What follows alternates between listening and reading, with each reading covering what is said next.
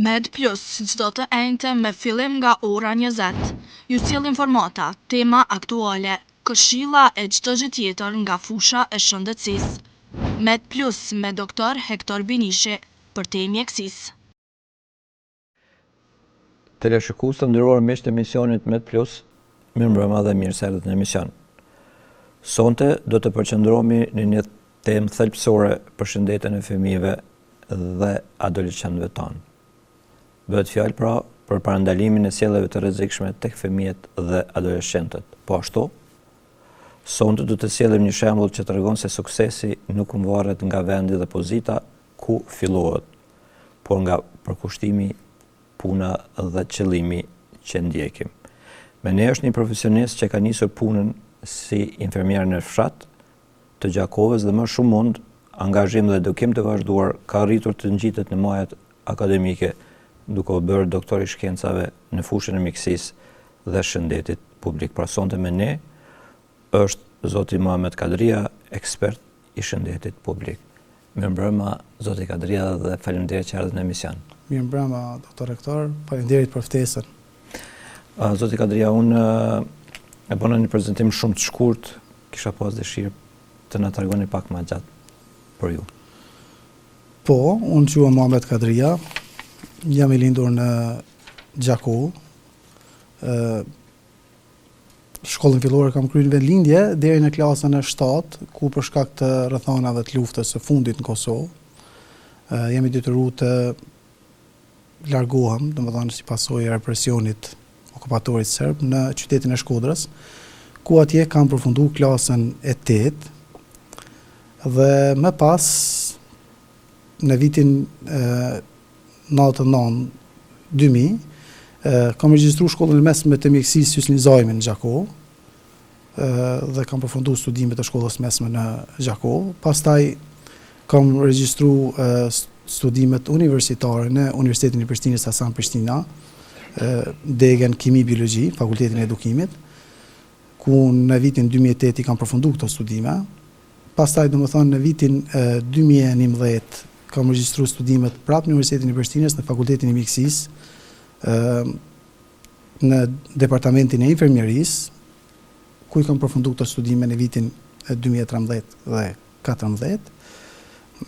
Dhe më pas studimet master i kam vazhduar në një kolegj privat, në Kolegjin Biznesi, ku kam titullin master profesional i menaxhimit të emergjencave.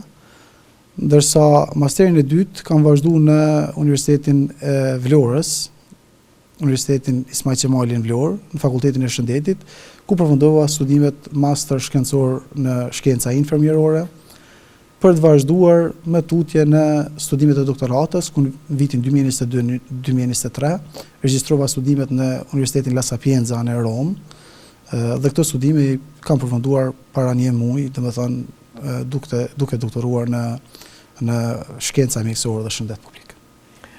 Zoti Kadria, për punimin e juaj apo për tezën e juaj të doktoratës ne do të flasim pak më shumë ose bukur shumë gjatë emisionit, po të kthehemi te profesioni juaj fillestar.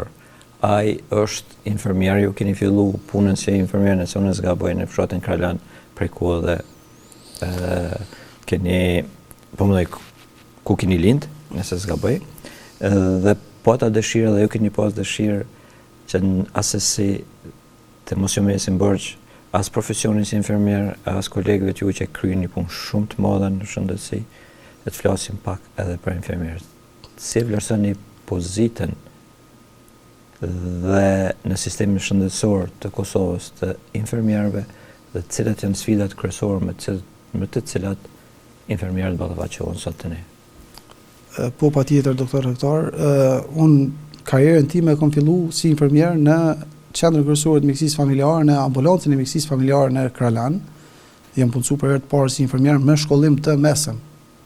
Domethënë në vitin 2004-2005, pas përfundimit të shkollës mesme, unë fillova punën në ambulancën e fshatit Kralan. Në atë kohë fshati ynë ka qenë një nga fshatrat më të dëmtuara, të dërmuara si pasojë e luftës së fundit në Kosovë. edhe në shumicën e rasteve kam qenë ndoshta në thojë edhe mjek edhe infermier i asaj qendre, kam ofruar shërbime për 20 vite, që kam bën krenar për kontributin tim që e kam jep për vendin tim, do thënë fshatin tim Kralan. Gradualisht, do të thonë, avancimet i kam arrit ko pas kohë, do të thonë duke përfunduar 2 fakultete tjera dhe 2 mastera dhe 1 doktorat. Infermierët, nëse ndalim një analizë me pa, do të thonë, sfidat e tyre në të kaluarën dhe tani, unë mendoj që infermieria ka avancu edhe si art edhe si shkencë dhe sfidat me të cilat ballafaqohen sot infermierët janë ngarkesa e madhe në punë. Do të thonë një pjesë e madhe e stafit janë të stërngarkuar me numrin e shërbimeve që i ofrojnë, po njëkohësisht edhe kujdesin për pacientë që i bojnë. Ndoshta në shumicën e rasteve është edhe tretmani jo i barabartë që ju bëhet. Kemi raste, do të thonë, që të këta ndikon, do të thonë, edhe mos trajtimi i mirë në mënyrë materiale, do të thonë, pagesat e ulta, mos pagesat e kujdestarive, janë prej sfidave që sot, do të thonë, i prekupon, do të thonë, infermierët. Kështu kësaj kemi edhe situata ku mosmarrja e trajnimeve adekuate. Do të thonë, një infermier i cili punon në një dikaster, në një ambulancë apo në një institucion shëndetësor, është i domosdoshëm që gjatë vitit ketë, domethënë, trajnime adekuate që lidhen me fushën ku ai kryen aktivitetin e tij si profesionist shëndetësor. Kështu kësaj ne mundemi mi pa dhe suksese, historitë e suksesit të infermierëve. Infermierët tonë në përgjithësi kanë avancu, kanë arrit me kry shkollime tash, një pjesë e madhe, domethënë, kanë studimet bazike të përfunduara, bachelor në infermieri, disa prej tyre kanë kryer studime master dhe gradualisht, domethënë, infermieria në Kosovë është në një hap të mirë, domethënë, me kohën. Faleminderit. Të flasim pak për qasjen në shërbime shëndetësore cilësore. Jo përmendet faktin që regioni juaj ka qenë shumë i dëmtuar, shumë fshatra të tjerë, po edhe qyteti i Gjakovës që kanë mbas edhe më i dëmtuar për krejt qyteteve të tjera në Kosovë. Fillimi ka qenë shumë i vështirë, ju jeni dëshmitar vet i fillimeve të vështira, situata kanë ndryshuar për të mirë. Mbi të gjitha dhe infrastruktura, rrugë s'kanë qenë, mendim si ka qenë në shkollën Kralan ose në Shqipun, ka qenë sfidë veçantë në rritje atje. Ndërkohë janë bërë shumë renovime të ambulancave, janë shtuar edhe ambulancat shëndetësore për pas luftës deri me tani. Ndodh një paradoks, tash kur situata është më mirë, rrugët janë më të mira, ambulancat janë më të mira, kemi mjek shumë më tepër, jo të mjaftueshëm, edhe infermierë se sa kemi pas, po prapë është dallim bukur i madh. Pak kanë punë këto institucione, sidomos ambulancat mjekësisë familjare në përfshatra, por përveç kësaj na tregoni mendimin e juaj edhe për shërbimet apo qasjen për shërbime shëndetësore më cilësore, çka duhet bëjmë ne si punëtor shëndetësor, po edhe në përgjithësi shoqëria lidhur me këtë çështje. Në këtë aspekt, unë më shumë kisha dashur me folë si profesionist shëndetësor, sepse nuk e konsideroj veten që jam ekspert i fushës, domethënë ose politik bërjes. Mirë po, në shumicën e rasteve, çka mundem me vërejt për mi rrit shërbimet, cilësinë e shërbimeve. Neve na intereson cilësia e shërbimeve që ofrohet në komunitet. Unë mendoj që fuqizimi i kujdesit parësor shëndetësor, domethënë, është hallka kryesore që e rrit, domethënë, cilësinë e shërbimeve shëndetësore që ofrohen në komunitet. Kjo pjesa tjetër është pjesë ndoshta e ofrimit shërbimeve ose dallimeve mes ofrimit shërbimeve të ambulancave të mjekësisë familjare, qendrave të mjekësisë familjare dhe qendrës kryesore të mjekësisë familjare. Unë mendoj që ndoshta edhe migrimi një pjesë e zonave janë, domethënë, duke banuar një pjesë e madhe edhe në qytet, edhe kësaj, domethënë, është zbe edhe numri i shërbimeve që ofrohen në komunitet. Mirë po, sido që të jetë, ky rjetizim ose ajo punë e madhe që është bërë nga viti 2000, domethënë, me njëherë pas luftës, domethënë, janë mundu me gjithë kapacitetin dhe organizatat të ndryshme jo qeveritare, organizatat ndërkombëtare, me i kushtuar rëndësi shumë ofrimit shërbimeve në komunitet në zonën ku ekziston. Edhe sikur të kishte vazhduar në këtë trend, unë mendoj që kishim qenë shumë më mirë. Mirë po, çka ka pas ndërprerje në këtë hall, ndoshta mendoj edhe në shumicën e rasteve mjekësia familjare ka mbet pa mjek për shkak se kanë shkuar në specializime, edhe ka ndodhur që 2 muaj, 1 muaj, 3 muaj nuk ka mujt me shku një mjek një ambulancë mjekësisë familjare, dhe aty domethënë pastaj humbaj ritmi i kujdesit që ofrohet domethënë në ato ambulanca. Mirë po, ne gjithmonë prap duhet të jemi afër qytetarëve dhe duhet ta mbrim atë kuotën e ofrimit të shërbimeve shëndetësore, siç ka organizata botërore e shëndetësisë, domethënë të determinuar, ku në 2000 banor, domethënë patjetër duhet të jetë 1 mjek që ofron shërbime shëndetësore dhe duhet të jenë 2 infermier që ofrojnë shërbime për të pasur një kualitet në cilësi domethënë të lartë të atyre shërbimeve. Zotë Kadria e përmendet fillimin që ka qenë, edhe unë jam pjesë e dëshmisë. Keni qenë menaxher, një periudhë kohore. Edhe ju keni qenë gjithmonë shumë vlerësuar për komunitetit, po mbi të gjitha keni qenë edhe për kolegëve, se një person i cili gjithmonë keni qenë shumë kolegial edhe nuk i keni zgjedhur punën asnjëherë, se keni refuzuar edhe gjithmonë keni qenë disponuar për mi ndihmu tjerëve. Përkthehem te një sukses shumë i madh i juaj që unë e vlerësoj shumë të madh, edhe për këtë ju përgëzoj prapë. Se nëse unë si unë gabim është rasti por edhe vetëm në komunën e Gjakovës, që dikush si ju e ka ndjek këtë rrugë dhe ka mri me doktoru në një universitet më të vërtet shumë prestigjioz në Romë, që quhet Sapienza, në fushën e shkencave mjekësore dhe të shëndetit publik. Unë kom kërkuar dhe ju keni sjell tezën e doktoraturës, e cila është kjo. Dhe unë kisha pas dëshirë bisedojmë pak më shumë se cili ka qenë qëllimi i kësaj përmbajtjen shumë shkurt apo titullin shumë shkurt, se kemi analizu veç e veç pothuajse pjesën më të madhe e kësaj teze. Po, patjetër, doktor Hektor, unë domethënë jam një nga infermierët, sepse ka infermierë të tjerë në rrafshin e Dukaqinit që kanë përfunduar studimet të doktoratës, mirë po në Gjakovë jam infermieri i parë që kanë përfunduar këto studimet të doktoratës në një universitet prestigjioz, siç është Universiteti La Sapienza. Unë e kisha elaboruar pak këtë pjesën e universitetit, nga se është një ndër universitetet më të mëdha në Itali, është numër 1 në Itali, është i 20 në Evropë sipas rangimeve të Shangajit dhe një ndër 100 universitetet më të mira në botë.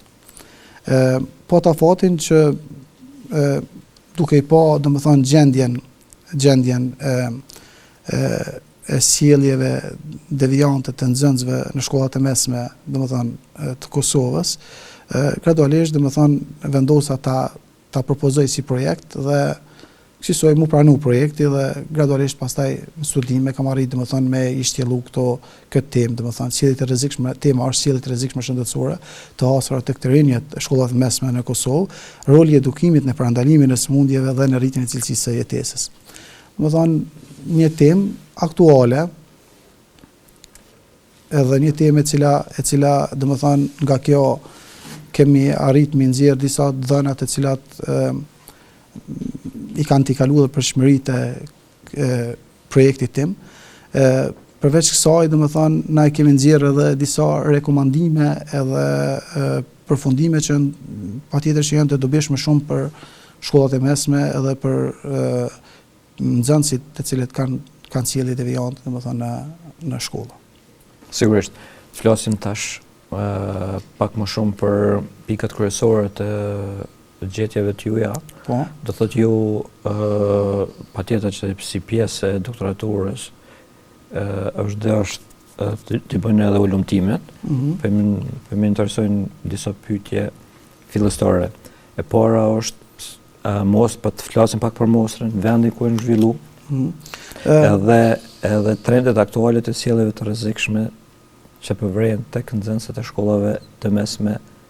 Dhe sipas jush ata dëshirë të flasim po ashtu për faktorët kryesorë që çojnë deri tek këto sjellje të rrezikshme.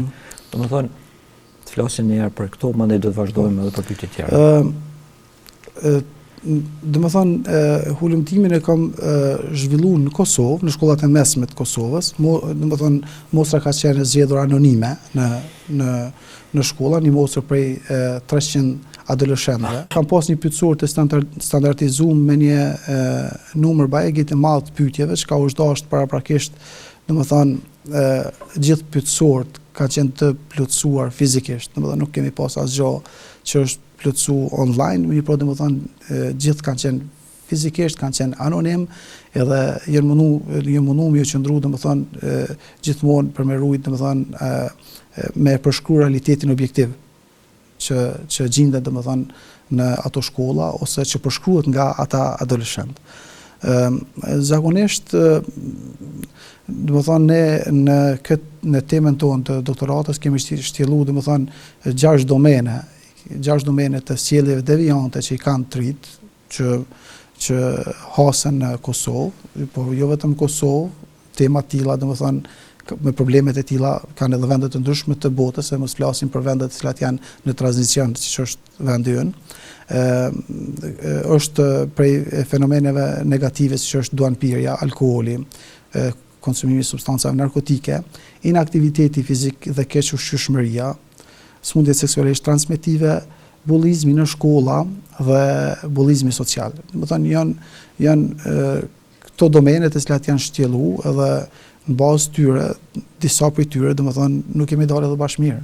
Nuk kemi dalë edhe bashkë mirë, domethënë si vend, për faktin që kemi shkputje të një hallke të komunikimit ose të kujdesit mes familjes, shkollës, adoleshentit dhe profesionistit shëndetësor. Sekretariat, për këto të fundit do të flasim pak më shumë, se është shumë e rëndësishme, mirë për edhe unë mendoj që ne sikur përmbyllim syt ndaj një realitetit, edhe përmendojmë se këto gjëna ose këto probleme të cilat mund të jenë shumë të mëdha edhe me kalimin e kohës të përkatësohen në aspektin social dhe shëndetësor të të rinjtë tonë, nuk po i trajtojmë si duhet si shoqëri, edhe mua më ka pëlqyer shumë që ju keni pranuar një sfidë kaq të madhe, sepse unë e kuptoj që jetojmë në një vend ku mund të ketë edhe paragjykime besa edhe vërejtën kuptimin që pse dikush e nxjerr një realitet i cili mund të jetë edhe me raste edhe i dhimbshëm, po shumë i dobishëm që të na hap syt për të ardhmen në shëndetit të kombit jonë apo pjesës më vitale të tij. Tash kisha pas dëshirë të flasim në mënyrë të përgjithshme, mandej specifikojmë. Si ndikojnë si mas mendimit juaj këto sjellje devijante, i përmendën disa kapituj që i keni shtjellu në shëndetin e fëmijëve edhe familjes, patjetër. Po, zakonisht, këto sjellje domethënë ndikojnë mjaft negativisht për faktin që shkolla është një nga institucionet që spari duhet t'i identifikoj. Për arsye se ndikimi i bashkëmoshatarëve është shumë i madh. Domethënë që ndikon tek këta fëmijë. Edhe në situata të tilla, bara e madhe ju bie domethënë familjes edhe shkollës për identifikimin e rasteve të tilla. Zakonisht kemi domethënë raste sjelljeve devijante janë në situata kur një fëmijë i cili vren që ka më një herë rëmje mësim mungon për disa ditë në shkollë. Domethënë bën probleme të paskoshme që nuk janë nuk din të domethënë nuk e din arsyeën pse ka bëu atë problem. Domethënë është pak a shumë arrogant, domethënë nuk i kryen detyrat si duhet me rregull, sjell probleme në familje, mirë, por këtu domethënë këto janë të ndërlidhura në vete, domethënë, sepse ne gjithmonë e thojmë këtë anën e sjelljeve që i vrejmë, identifikojmë te adoleshent, mirë, po asnjëherë domethënë nuk e kemi analizuar me po gjendjen emocionale dhe psikike të atyre fëmijëve, domethënë sepse në periudhën e adoleshencës domethënë vetë fëmijët kanë ndryshime hormonale që janë në krijimin e identitetit dhe personalitetit tyre.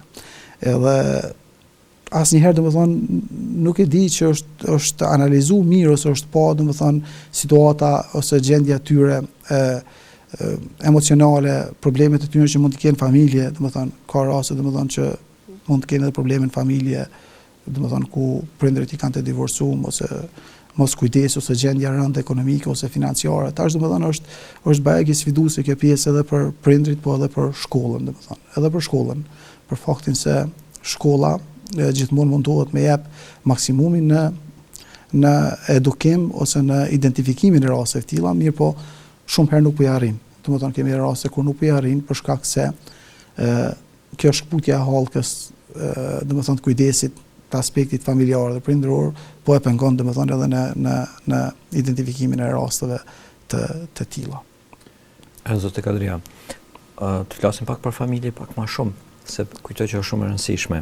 Do thotë gjeneratat e mëparshme janë rritë me një atmosferë edhe familjare, po edhe si shoqërore pak më konservative, që i ka pas anë të mira dhe të këqija, që në këtë rast unë e mendoj që më shumë ka pas mira. Edhe tash gjeneratat e reja të fëmijëve rriten me një atmosferë pak më liberale, që ka njerë prindërit edhe shoqëria, po edhe ata vetë e kanë kaq kuptuar çka do thotë kjo. Tash i përmendet disa faktorë, divorcet në familje, domethënë mes prindërve ndikojnë shumë. A ka edhe diçka tjetër? A ka edhe qasja a mund të jetë edhe qasja ndaj fëmijëve, ose mos përcjellja e mjaftueshme, mos kontrolli i fëmijëve i mjaftueshëm, cili mund të ndikojnë në këto sjellje jo të pëlqyeshme? Plotësisht pajtohem me ju, doktor rektor, domethënë zakonisht domethënë nëse nali me krahasu familjet tani janë të kurrë. Domethënë nuk ka familje të mëdha ku kanë jetuar në bashkësi, ku është krijuar ku ka qenë një respekt më i madh domethënë për moshat e shtyme. Domethënë tash domethënë janë familjet janë më të vogla edhe zakonisht prindërit tani edhe punojnë. Edhe në shumicën e rasteve për milion fëmijë me qenë disi komod,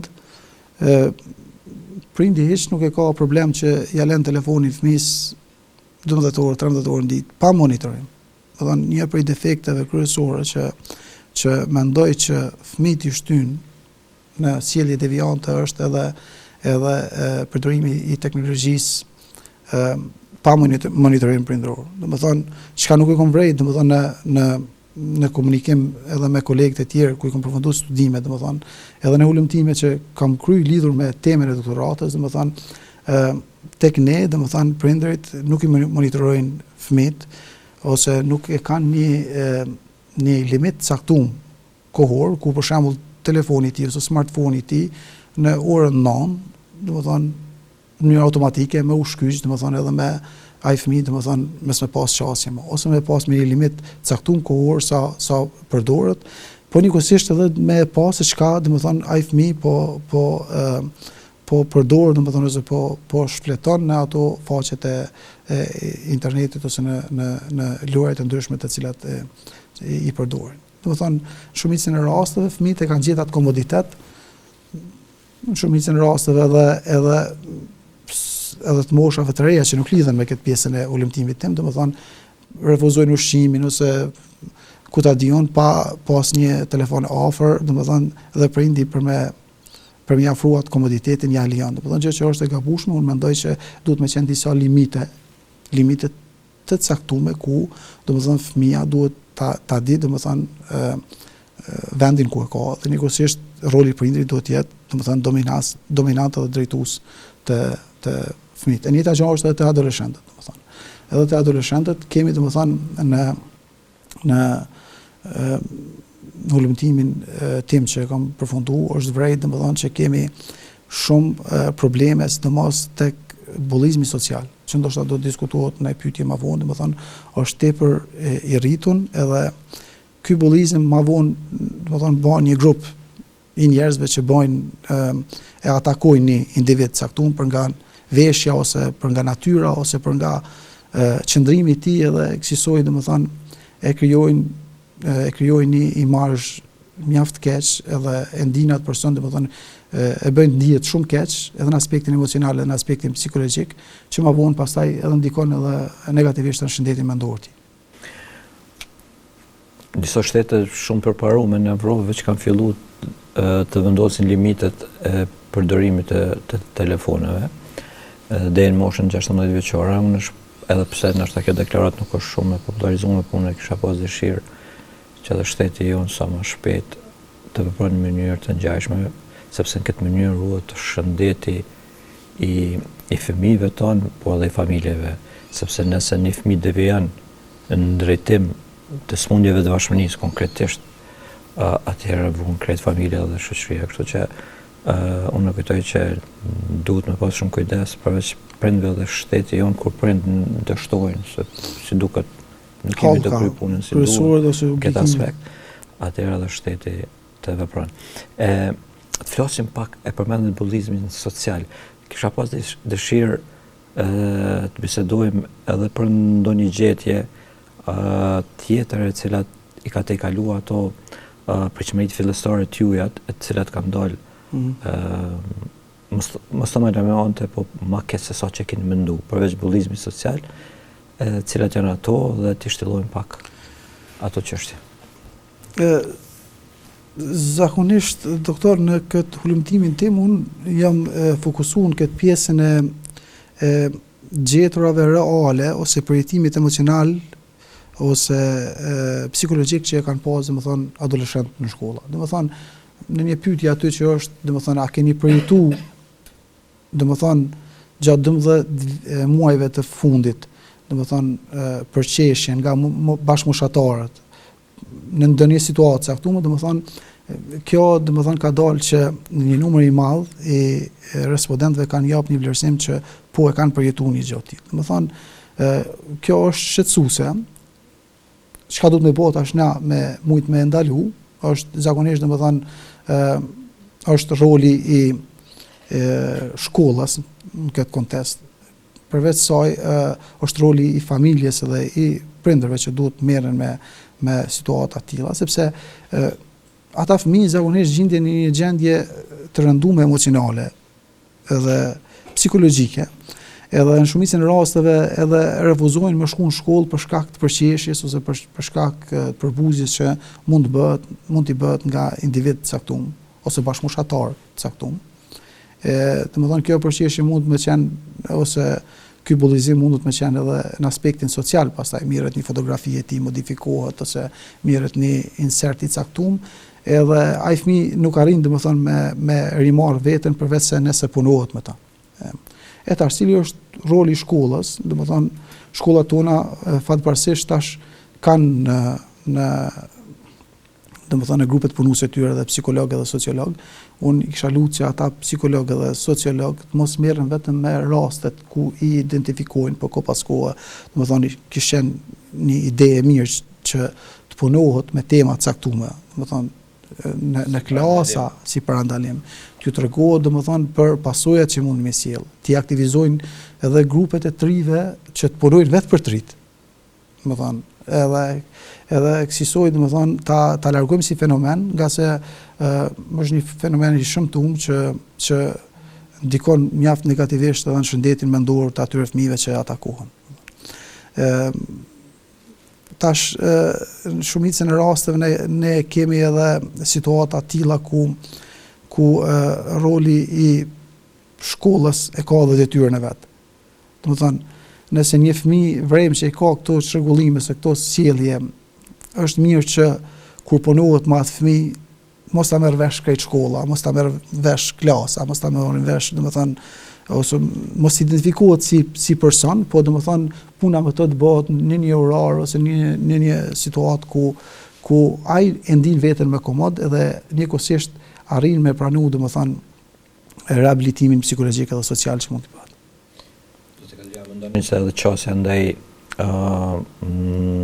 ndaj disa të quaj gjërave apo edhe substancave të cilat janë të dëmshme për organizmin e fëmijëve tonë, çështja e lehtë kontribon shumë në paraqitjen e smundjeve të mashmërisë edhe problemeve devijante, sepse për fat të keq, Gjakova klasifikohet si e dyta mbas Prishtinës për përdorimin për nga niveli apo përqindja narkomanëve.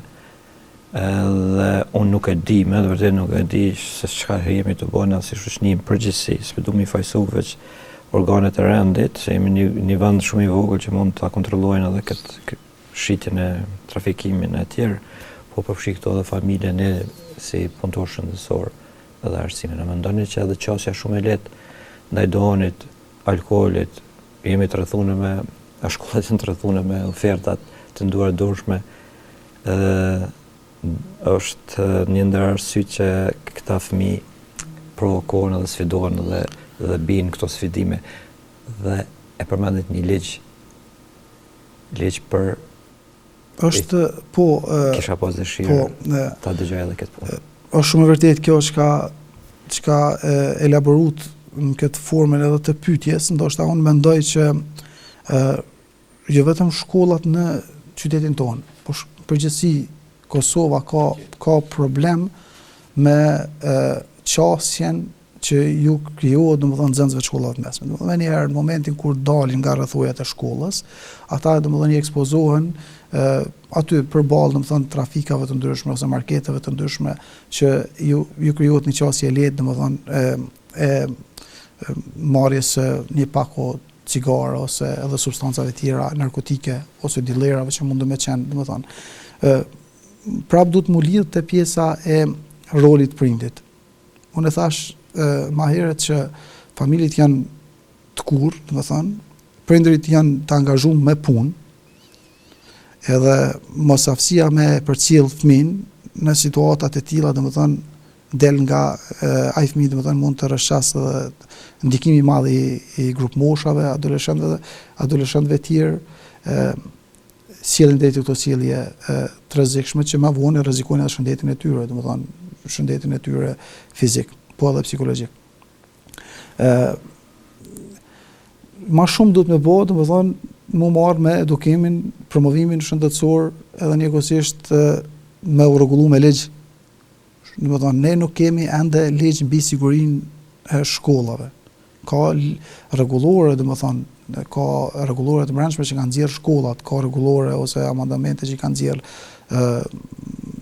DKA-t, po edhe ligji domethënë i cili është i arsimit që i shtjellon në mënyrë sipërfaqësore domethënë sjelljet që janë devijante në shkolla dhe adresimet e tyre që duhet ju bëhen. Mirë po, nuk mendoj që ka një ligj i cili duhet të krijohet një ligj, domethënë është mirë që nga Ministria e Arsimit të krijohet një ligj për sigurinë e shkollave.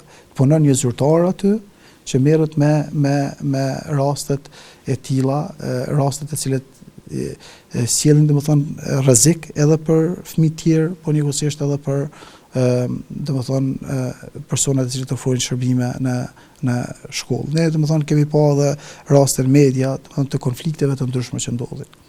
Zakonisht konfliktet më të mëdha janë mes bashkëmoshatarëve. Dhe zakonisht ato konflikte fillojnë verbale. Jo çdo herë zhvillohen në shkollë.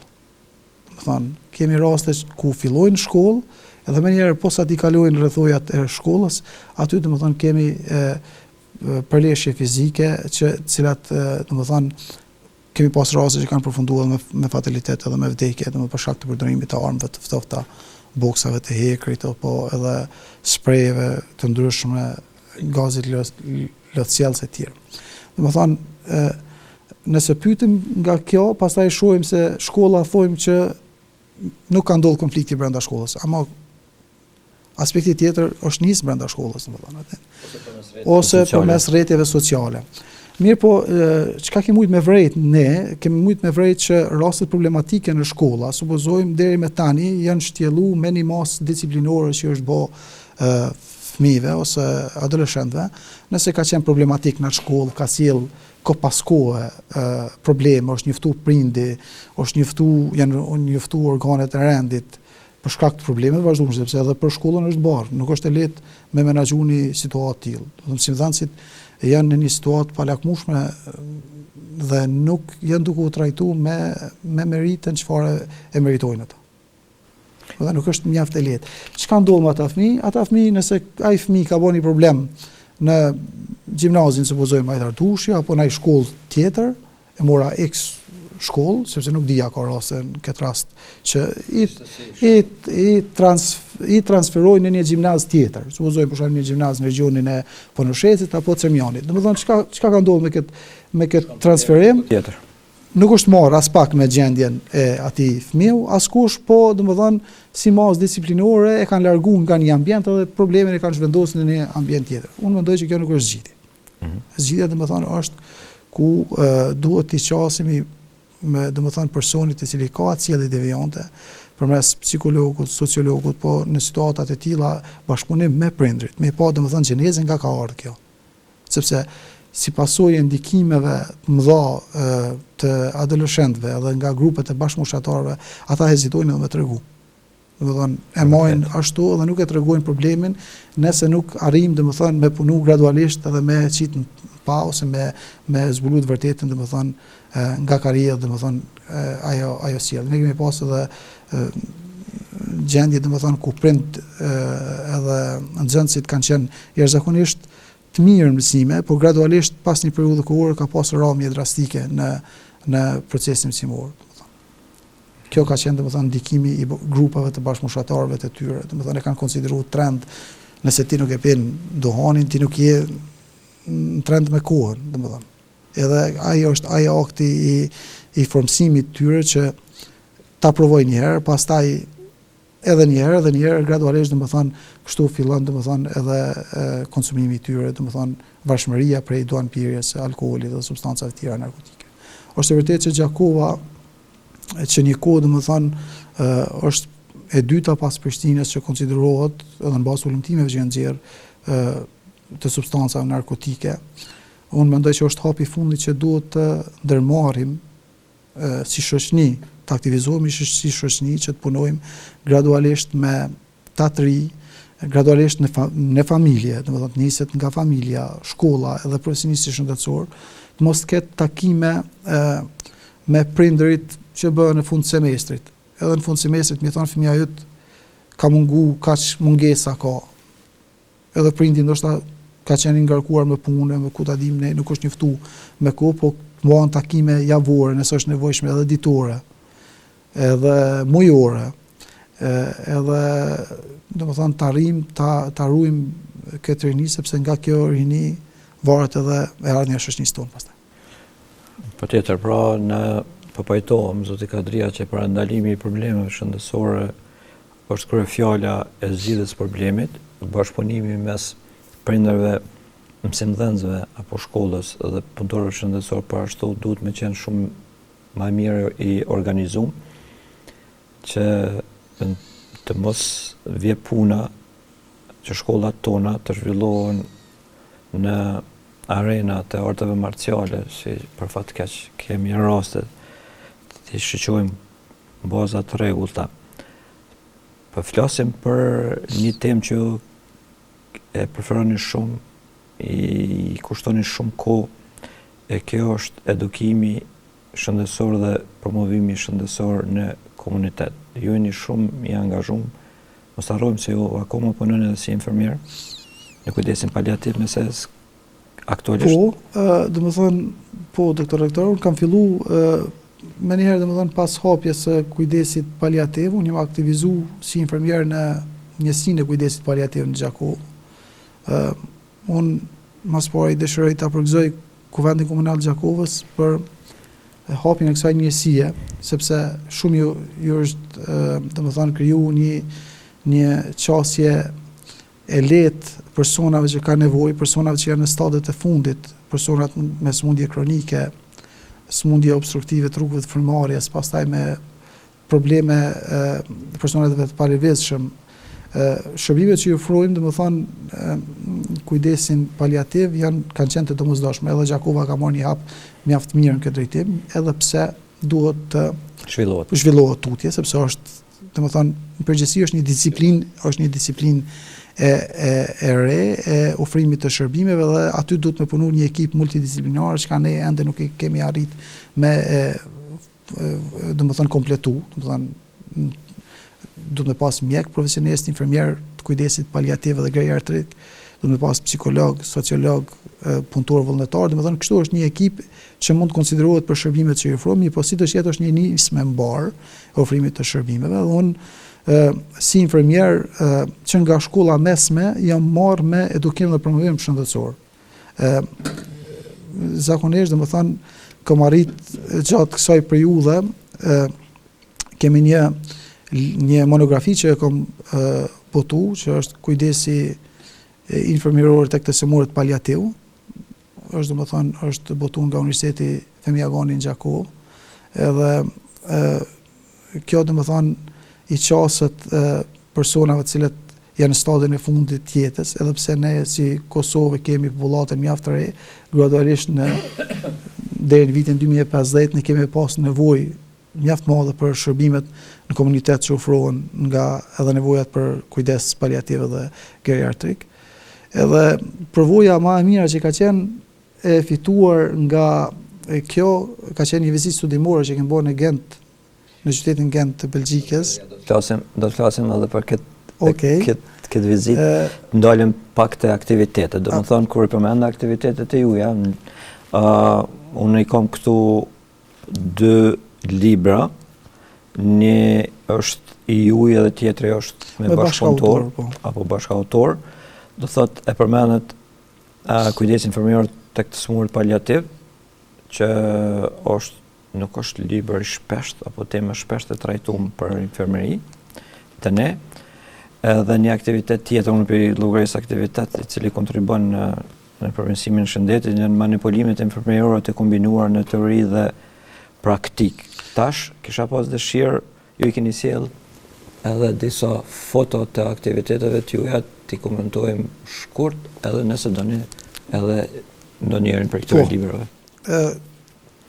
Faleminderit doktor rektor, këtu jemi në Qendrën e Edukimit të Vazhdueshëm profesional në Qendrën Kryesore të Mjekësisë Familjare. Unë ko pas kohë, sipas agjendes dhe plan programit që ka Qendra për Edukim të Vazhdueshëm profesional, mbaj trajnime për profesionistët shëndetësor, infermierët në Qendrën Kryesore të Mjekësisë Familjare, dhe kjo është së fundmi një trajnim që kemi mbajt për arrestet kardiake dhe reanimimin kardiopulmonar, rolin dhe rëndësinë e infermierëve për trajtimin e rasteve të tilla kur hasim domethënë në pacientë të cilët kanë nevojë për reanimim kardiopulmonar. Jepja e ndihmës së parë në vendin e ngjarjes ose basic life support, qasja atyre. Ne në shumicën e rasteve jemi shumë të mirë në aspektin teorik, po kur vjen puna të demonstrimit praktike edhe hezitojmë, çka unë jam idhëtar i asaj që më shumë domethënë ta implementojmë atë teorinë në praktikë, domethënë për shembull vendet perëndimore, në metro, në stacionet autobusit, në shkollat e mëdha i kemi defibrilatorët që edhe në rrugë, domethënë edhe personat e cilët janë laik janë gjendje me e përdor edhe shpëtojnë një jetë. Domethënë sidomos te arrestet kardiake, në shumicën e rasteve shpëtimtari vetëm domethënë është defibrilimi, edhe kjo domethënë tek ne nuk i kushtojmë fort rëndësi, ndoshta edhe e kam pa domethënë që në krejt hallat e sporteve nuk ka domethënë defibrilatorë të vendosur aty, nuk ka staf që është i trajnuar adekuat për mi përdor, edhe shumicën e rasteve kemi pas në situata të caktuara kemi pas edhe raste kur personat sportistët kanë vdekur për shkak mungesës një aparati të tillë ose përdorimit një aparati të tillë ose vonesës në kohë të ofrimit të shërbimit shëndetësor siç është reanimimi kardiopulmonar. Vërtet. Fotografinë e dytë i lutna. Edhe kjo është në laborator. Këtu jemi në laboratorin e Fakultetit të Mjekësisë në Universitetin Femi Agani në Gjakovë. Ndoshta mundet me qenë vite më parë kjo foto. Fatmirësisht në Universitetin e Gjakovës i kemi laboratorët mjaft të pajisura me manikene të ndryshme ku studentët tonë kanë aftësinë me përfitu shkallësi edhe përvojë, edhe me qenë gatshëm që pastaj komplet implementimin e teorisë edhe praktikës që e bojnë to manikene, domethënë nuk mungon asgjë që me qenë gatshëm për me ofru shërbime shëndetësore, cilësore në komunitet. Këtu domethënë është një foto e punës në laboratorët e Fakultetit të Mjekësisë në Departamentin e Infermierisë në Universitetin Fëmijë Agoni Gjakovo. Faleminderit. Foto tjetër të Luna? Kjo është. Kjo foto na kujton shumë. E keni për qef. Kjo foto na kujton shumë, është periudha e pandemisë, edhe në momentin kur janë hap, domethënë një lajmëruar rastet e para të pandemisë në Kosovë, ne si infermier të ri, menjëherë jemi treguar të gatshëm, edhe këtu është në urgjencën e vjetër në Qendrën Kryesore të Mjekësisë Familjare me kolegët infermierë dhe mjek në shërbim të qytetarëve dhe pacientëve që kanë pas nevojë, që kanë qenë në atë periudhë të infektuar me Covid, me virusin e Covidit, edhe ka shiksoj ne kemi bo edhe paka shumë edhe sensibilizim të opinionit në atë kohë. Tu në foto përshihet njëri prej doktorëve me këtë motën rri në shtëpi, ne kujdesemi për ju, domethënë sepse duke konsideruar që përhapja e virusit në atë kohë ka qenë për shkak kontaktit, dhe me mund, domethënë hall ka vetë neve si Kosovë na pa gjetë pa përgatitur dorën zemrën në fillet e para, domethënë nuk kem pas as masa mbrojtëse adekuate, po ma vonë domethënë gradualisht jemi furnizu, edhe aspekti tjetër është na ruani sot sepse ju duhemi edhe nesër. Patjetër. Edhe një moto tjetër. Tash këtë muj bën 6 vite prej se ka fillu pandemia. Foto tjetër? Këtu jemi në qytetin Gent në Belgjik, në një vizitë studimore me studentët e Universitetit Fëmijë Agoni Gjakovo, Fakulteti i Infermierisë. Jem këtu me profesorin e nderuar, profesor doktor Faton Hoxha, si pjesë e programit, domethënë mbi kujdesin paliativ. Qyteti Gent në Belgjik është një nga qytetet që më shumë ka spitale dhe ka nivelit mjaft të lartë, edhe ne si universitet kemi një bashkëpunim shumë të mirë me në qendrën universitare Artre Verdle. Është një qendër që ofron shërbime të kujdesit shëndetësor paliativ dhe të personave në stadin e fundit të jetës. Atëherë kemi edhe foton e fundit, edhe do të vazhdojmë edhe 2. Edhe kjo foto është foto një vizite studimore që kemi bërë në Universitetin e Prishtinës Hasan Prishtina. Studentët tonë i përgatitim në mënyrë profesionale dhe shumë herë domethënë kanë marrë pjesë edhe në sallat operative. Këtu jemi domethënë me profesor doktor Gani Qekun, edhe jemi në njësinë e traktit operativ në Qendrën Klinike Universitare në Prishtinë. Atëherë faleminderit. Deri tash, zoti Kadria, folëm për përgjegjësinë, rolin e familjes, shkollës, podorëve shëndetësor, jashtë rradha për rolin e vetë nxënësve, vetë fëmijëve apo adoleshentëve. A kanë ata ndonjë pjesë përgjegjësi dhe si mund të ballafaqohen apo si çka mund të bëjnë që të largohen nga këto sjellje devijante? Zakonisht një pjesë e përgjegjësisë është pikërisht edhe nga vetë adoleshentët. Mirë po, unë mendoj që një numër i madh i të rive është mirë të merren me aktivitete sportive. Të krijojnë domethënë organizata jo qeveritare ose të krijojnë grupe që kontribuojnë të rinjët për të rinjët me aktivitete tjera promovuese që ndikojnë domethënë në parandalimin e veseve të këqija. Njëkohësisht krijojnë asi mekanizma që i ndihmojnë edhe shkollës, po i ndihmojnë edhe familjes.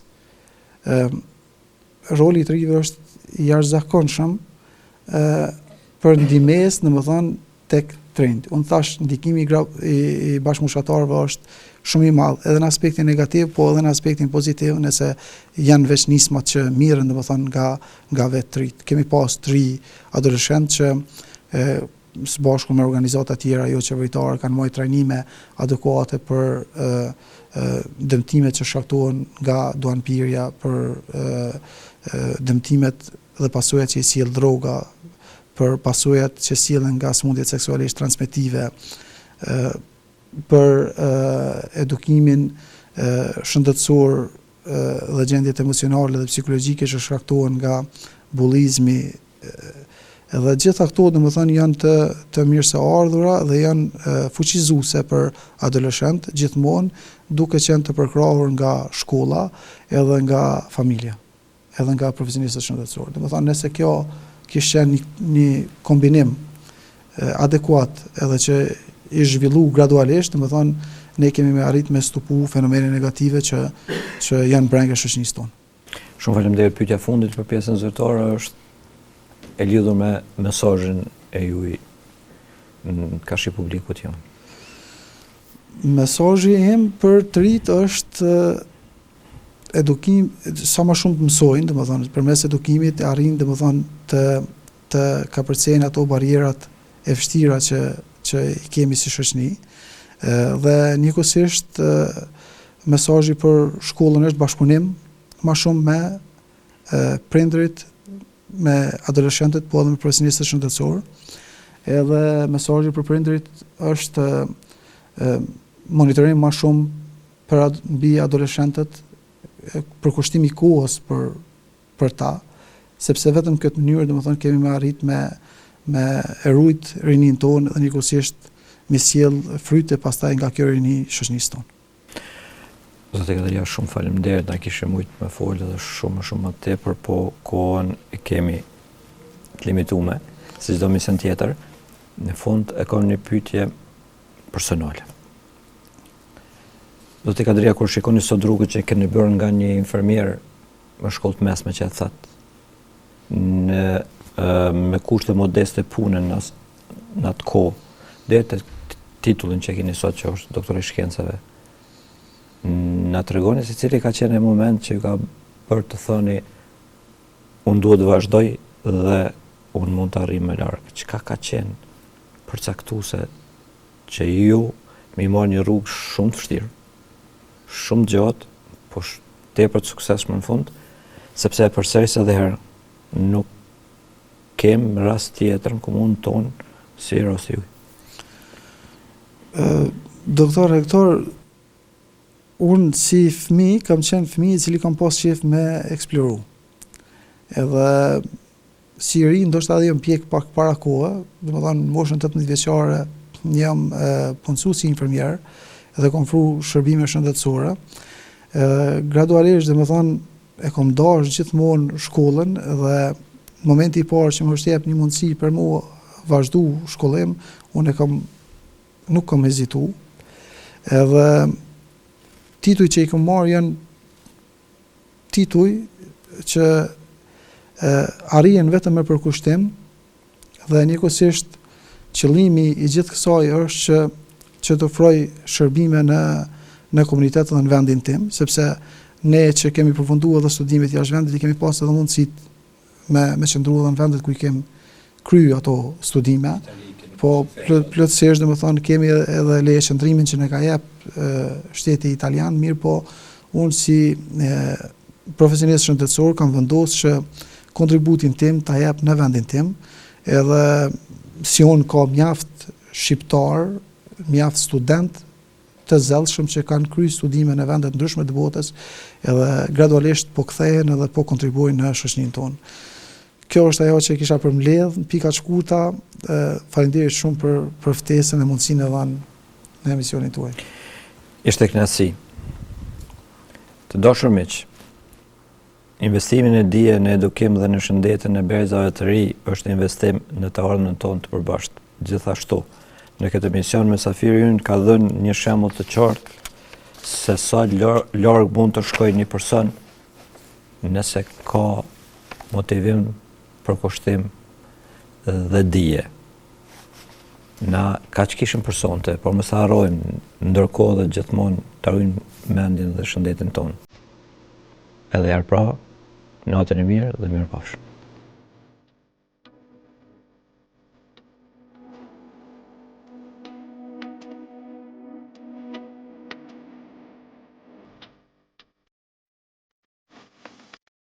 Med Plus, çdo të enjte me fillim nga ora 20. Ju sjell informata, tema aktuale, këshilla e çdo gjë tjetër nga fusha e shëndetësisë. Med Plus me doktor Hektor Binishi, për te mjekësisë.